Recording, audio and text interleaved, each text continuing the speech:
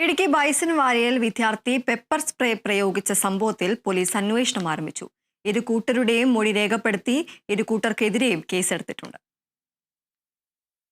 കഴിഞ്ഞ ദിവസമാണ് ബൈസൺവാലി ഗവൺമെന്റ് സ്കൂളിന് മുൻപിൽ വെച്ച് വിദ്യാർത്ഥിയും സഹപാഠിയുടെ മാതാപിതാക്കളും തമ്മിൽ സംഘർഷമുണ്ടായത്. ഇതിനിടെ വിദ്യാർത്ഥി ബാഗിൽ കരുതിയിരുന്ന കുരുമുളക് സ്പ്രേ പ്രയോഗിക്കുകയായിരുന്നു. സംഭവത്തിൽ ഇവരുടെ ചുറ്റും കൂടി നിന്ന മറ്റു വിദ്യാർത്ഥികളുടെ ദേഹത്തും കുരുമുളക് സ്പ്രേ പതിച്ചു. തുടർന്ന് ഛർദിയും തലകറക്കവും അനുഭവപ്പെട്ട വിദ്യാർത്ഥികളെ ആശുപത്രിയിൽ പ്രവേശിപ്പിക്കുകയും ചെയ്തിരുന്നു. കുരുമുളക് സ്പ്രേ പ്രയോഗം നടത്തിയ വിദ്യാർത്ഥിയും ചികിത്സ തേടിയിരുന്നു. തുടർന്ന് രാജക്കാട് പോലീസ് ഇരു കൂട്ടരുടെയും മൊഴി രേഖപ്പെടുത്തി. സഹപാഠിയുടെ മാതാപിതാക്കൾ കല്ലിനിടിച്ചെന്നും ദേഹോപദ്രവം ഏൽപ്പിച്ചെന്നുമാണ് വിദ്യാർത്ഥി പറയുന്നത്.